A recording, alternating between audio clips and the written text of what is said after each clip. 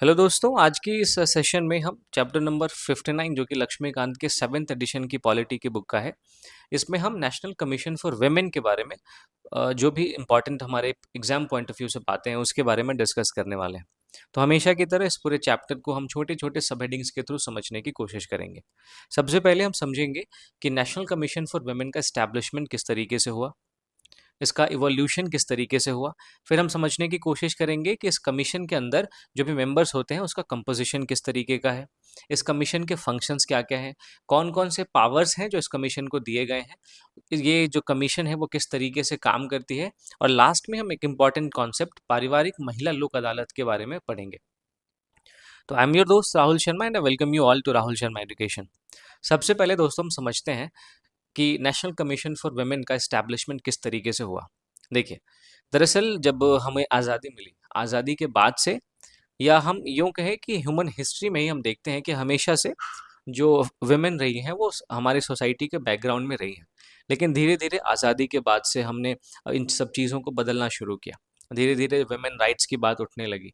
तो धीरे धीरे जब हम 1970s के डेकेड में पहुंचते हैं, तो 1974 में महिलाओं के खिलाफ जो भी इश्यूज उभर के आ रहे थे, जो भी ग्रीवांसेस थे महिलाओं के, उनके रिड्रेसल के लिए और वुमेन के सोशियो इकोनॉमिक डेवलपमेंट के लिए एक कमिटी को कॉन्स्टिट्यूट किया गया, जिस कमिटी का नाम था the committee on status of women, और ये कमिटी को 1974 में कॉन्स्टिट्यूट किया गया।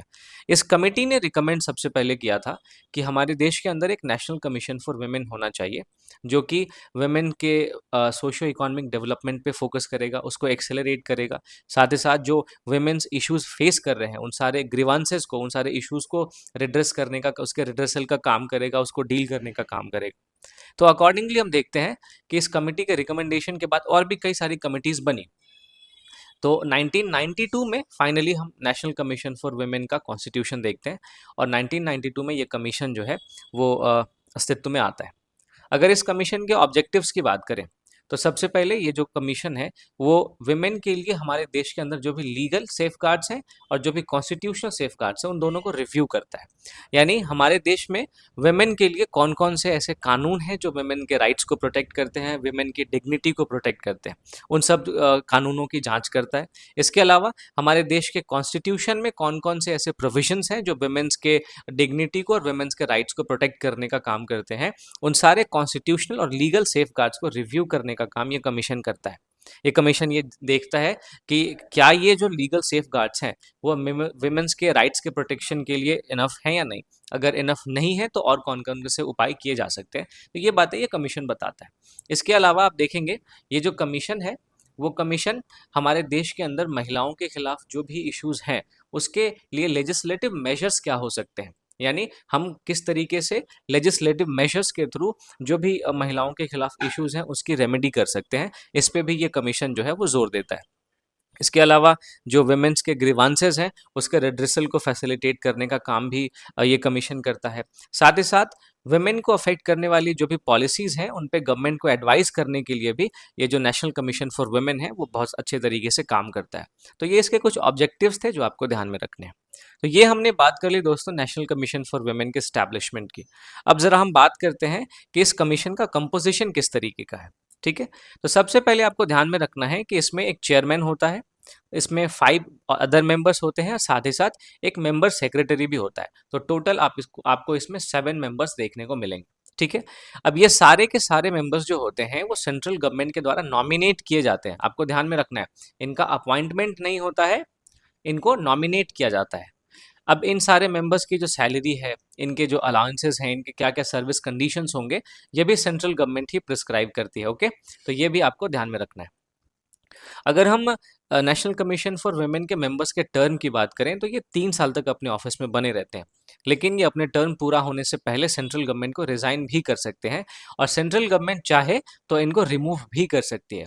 अब सेंट्रल गवर्नमेंट इनको किन किन सर्कमस्टांसेस में रिमूव कर सकती है, आइए इसके बारे में हम सबसे पहले एक बारी बात करते हैं। तो सेंट्रल गवर्नमेंट कई सारे सर्कमस्टांसेस में नेशनल कमीशन फॉर वुमेन के मेंबर्स को या चेयरमैन को रिमूव कर सकती है।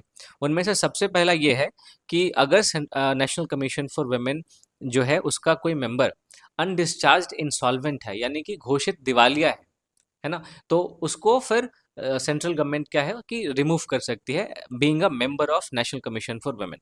इसके अलावा अगर किसी मेंबर को मोरल टर्पिट्यूड के लिए इम्प्रिजनमेंट हुआ है या उसको कन्विक्ट किया गया है, तो ऐसे केसेस में भी सेंट्रल गवर्नमेंट उस मेंबर को रिमूव कर सकती है।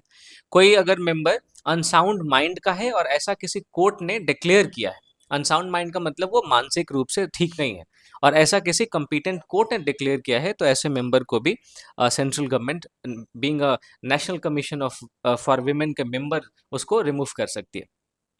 इसके अलावा अगर कोई member national commission for women के 3 कंसेक्यूटिव मीटिंग से अब्सेंट रहता है, तो भी उसको सेंट्रल गवर्नमेंट रिमूव कर सकती है एज अ मेंबर। और इसके अलावा अगर इस कमीशन के किसी मेंबर ने अपने ऑफिशियल पोजीशन का मिसयूज किया है या अब्यूज किया है, तो उस इंडिविजुअल को भी सेंट्रल गवर्नमेंट रिमूव कर सकती है। ठीक है, तो ये कुछ सर्कमस्टांसेस हैं जिन सर्कमस्टांसेस में सेंट्रल गवर्नमेंट चाहे तो टर्म पूरा होने से पहले भी नेशनल कमीशन फॉर वुमेन के किसी भी मेंबर को रिमूव कर सकती है। तो ये हमने बात की रिमूवल की। अब ज़रा हम बात कर लेते हैं कि इस कमीशन के फंक्शंस क्या हैं, जो कि इस पूरे टॉपिक का, इस पूरे चैप्टर का सबसे इंपॉर्टेंट पार्ट है।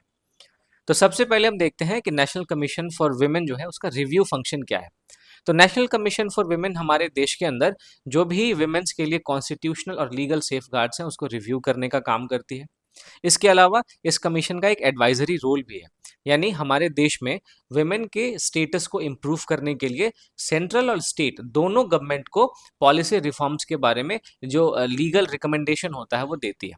इसके अलावा आप देखेंगे कि अगर इस कमीशन के पास कोई भी कंप्लेंट आता है जिसमें वुमेन्स के राइट्स का वायलेशन होता है, जैसे आप देख सकते हैं डोमेस्टिक वायलेंस का केस हो सकता है, डाउरी का केस हो सकता है, सेक्सुअल हरासमेंट का केस हो सकता है, ट्रैफिकिंग का केस हो सकता है, तो इन सारे मामलों में हम देखते हैं कि वुमेन्स के राइट्स का वायलेशन होता है। तो ऐसे केसेस से रिलेटेड जो भी कंप्लेंट है उस कंप्लेंट को रिसीव करेगा ये कमीशन, और साथ ही साथ जो भी ग्रीवांसेस है उसका रिड्रेसल का काम करेगा। इसके अलावा ये जो कमीशन है वो सेफगार्ड और इंटरवेंशन का भी काम करता है। जैसे मैंने आपको बताया कि बहुत सारे ऐसे मामले होते हैं जिसमें ये जो कमीशन है, ये कमीशन बिना अपने पास किसी मामले के आए खुद से किसी भी मामले में सुओ मोटो कॉग्निजेंस ले सकता है, अगर वो मामला किसी विमेन के राइट्स को डिप्राइव कर रहा हो। ठीक है, तो ऐसे मामलों में वो इंटरवेंशन करता है। साथ ही साथ आप देखेंगे ये जो कमीशन है ये एडमिनिस्ट्रेटिव अथॉरिटीज़ के साथ इंटरवीन करता है, पुलिस हो या फिर जो भी विमेंस के राइट्स के वायलेशन के केसेस वाले एजेंसीज डील कर रही हो, तो इन सारे केसेस में ये जो कमीशन है वो इंटरवीन करता है और विमेंस के राइट्स को प्रोटेक्ट करने के लिए हमेशा आगे खड़ा रहता है। इस कमीशन का एक रिसर्च एंड इन्वेस्टिगेशन का भी पर्पस है, ताकि जो भी वुमेन को अफेक्ट करने वाले इश्यूज हैं उन पे ये कमीशन रिसर्च को ऑर्गेनाइज करता है। आप देखेंगे उन सारे मामलों पे ये स्टडीज़ को कंडक्ट करता है और इस पे फिर रिपोर्ट्स भी प्रिपेयर करता है, ताकि वुमेन्स के राइट्स को प्रोटेक्ट किया जा सके, वुमेन की जो डिग्निटी है उसको बना के रखा जा सके, और हमारी सोसाइटी में जो हिस्टोरिकली वुमेन बैकग्राउंड में रही हैं उनको हमारे सोसाइटी में फोर फ्रंट पे लाया जा सके। इसके अलावा आप देखेंगे ये जो कमीशन है वो विमेन को जस्टिस सिक्योर करने के लिए फ्री लीगल एड भी प्रोवाइड करता है। इसके साथ साथ इस कमीशन का एक अवेयरनेस रोल भी है, जिसमें आप देखेंगे कि विमेन्स के राइट्स के बारे में, विमेन के लिए हमारे देश के अंदर कौन कौन से लॉज हैं, कौन कौन से गवर्नमेंट स्कीम्स चल रहे हैं, है ना, इन सब के बारे में अवेयरनेस स्प्रेड करने का काम ये कमीशन करती है। और ये जो अवेयरनेस है वो सेमिनार्स के थ्रू, कैंपेन्स के थ्रू और वर्कशॉप्स के थ्रू ये कमीशन स्प्रेड करता है। इसके अलावा ये जो कमीशन है वो आप देखेंगे जेल्स का इंस्पेक्शन करता है, जो भी रिमांड होम्स है उसका इंस्पेक्शन करता है, वुमेन्स के जो इंस्टीट्यूशंस है इन सब का इंस्पेक्शन करता है, और इन सब के मामले में एक रिपोर्ट सबमिट करता है और रिकमेंडेशन सबमिट करता है कि इन जेल्स में क्या सुधार हो सकते हैं, जो वुमेन्स के इंस्टीट्यूशंस हैं इनमें और क्या क्या सुधार हो सकते हैं। साथ ही साथ इस कमीशन के पास क्वासाई जुडिशियल पावर भी है, क्योंकि मैंने आपको बताया कि ये जो कमीशन है वो किसी विटनेस को जब समन करता है तो एक सिविल कोर्ट की तरह इसके पास पावर आ जाती है ना। तो इसी रिगार्डिंग हम कह सकते हैं कि इस कमीशन के पास क्वासाई जुडिशियल पावर्स भी है। अब इस कमीशन के फंक्शंस को देखते हुए हमें इसके पावर्स को जानना बहुत ज़रूरी है, क्योंकि अपने फंक्शंस को अच्छे तरीके से ये कमीशन डिस्चार्ज कर सके इसके लिए इसके पास इनफ पावर होना चाहिए।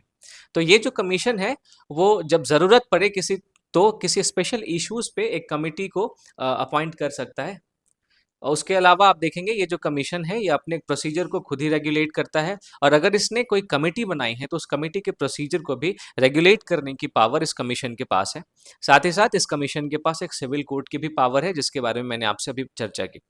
अब ये कमीशन किस तरीके से काम करता है, अगर आप इसको नहीं समझेंगे तो आप ये नहीं समझ पाएंगे कि हालांकि ये जो कमीशन है वो अपने फंक्शंस को किस तरीके से डिस्चार्ज करेगा। अब मैंने आपको बताया कि ये जो कमीशन है वो कई बार जो सुओ मोटो कॉग्निजेंस ले लेता है। तो इस कमीशन के पास एक तो मामले जाते भी हैं और एक ये जो कमीशन है वो सुओ मोटो कॉग्निजेंस भी ले सकता है। तो इस कमीशन के पास जो भी कंप्लेंट्स है वो वर्बली भी एक्सेप्ट किए जाते हैं और रिटन में भी एक्सेप्ट किए जाते हैं। तो ये बहुत अच्छी चीज़ है जिसको आपको ध्यान में रखना है। इसके अलावा ये जो कमीशन है वो सुओ मोटो नोटिस भी किसी भी केस में भेज सकता है। इसके साथ साथ आप देखेंगे ये जो कमीशन है वो महिलाओं से रिलेटेड जितने भी कंप्लेंट्स हैं उन सारे कंप्लेंट्स को मेनली 23 हेड्स के अंडर में रजिस्टर करता है। और ये इन 23 हेड्स में आप देखेंगे रेप है, एसिड अटैक है, सेक्सुअल असॉल्ट है, स्टॉकिंग है, ट्रैफिकिंग है। तो इन्हीं सारे हेड्स के अंदर में जो भी वुमेन्स के खिलाफ इस इश्यूज हमें देखने को मिलते हैं, इन्हीं सारे हेड्स के अंदर में इन सारे इश्यूज को रजिस्टर किया जाता है, इन सारे कंप्लेंट्स को रजिस्टर किया जाता है। तो ये हमने देखा दोस्तों कि किस तरीके से नेशनल कमीशन फॉर वुमेन जो है वो काम करता है। अब लास्ट टॉपिक जो हमारा है वो है पारिवारिक महिला लोक अदालत।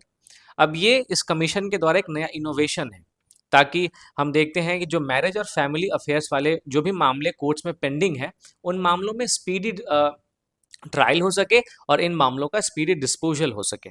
तो ये जो पारिवारिक महिला लोक अदालत है ये बिल्कुल लोक अदालत के मॉडल पे फंक्शन करता है। अगर हम इस पीएमएलए के ऑब्जेक्टिव्स की बात करें तो ये सबसे पहले तो आप देखेंगे कि वुमेन को cost free dispensation of justice के लिए और वुमेन्स को स्पीडी जस्टिस के लिए ये काम करता है। साथ ही साथ ये जो पीएमएलए है यानी पारिवारिक महिला लोक अदालत है ये पब्लिक के बीच में अवेयरनेस को भी फैलाने का काम करता है। इसके अलावा आप देखेंगे ये पब्लिक को एम्पावर करता है, स्पेशली वुमेन को, ताकि वो जस्टिस डिलीवरी मैकेनिज्म में पार्टिसिपेट कर सके। तो दोस्तों आज के सेशन में ये हमारा जो है ये आखिरी टॉपिक था, पारिवारिक महिला लोक अदालत। मैं उम्मीद करता हूँ कि आज के सेशन में आपने नेशनल कमीशन फॉर वुमेन के जो भी डिफरेंट डिफरेंट एस्पेक्ट्स हैं उसको समझा होगा। जाने से पहले दोस्तों मैं आपको बता दूं कि अगर आपने अभी तक मेरे चैनल को सब्सक्राइब नहीं किया है तो सब्सक्राइब ज़रूर करें। वीडियो अगर आपको पसंद आई हो तो लाइक ज़रूर करें और ज़्यादा से ज़्यादा लोगों तक शेयर करें। इस सेशन के पीडीएफ के लिए आप मेरे टेलीग्राम चैनल को ज्वाइन कर सकते हैं जिसका लिंक आपको डिस्क्रिप्शन में मिल जाएगा। आप मेरे आंसर राइटिंग वाले ग्रुप को भी ज़रूर ज्वाइन करें, जहाँ पे आप अपने आंसर्स को लिख के पोस्ट कर सकते हैं। वहाँ पे ऑलरेडी बहुत सारे बच्चे लिख के पोस्ट करते हैं, तो वहाँ पे आप अपने आंसर को उनके साथ कंपेयर करके सीख पाएंगे कि आप में और क्या ज़्यादा आपको सुधार करना चाहिए। तो उम्मीद करता हूँ दोस्तों आज का ये सेशन आपके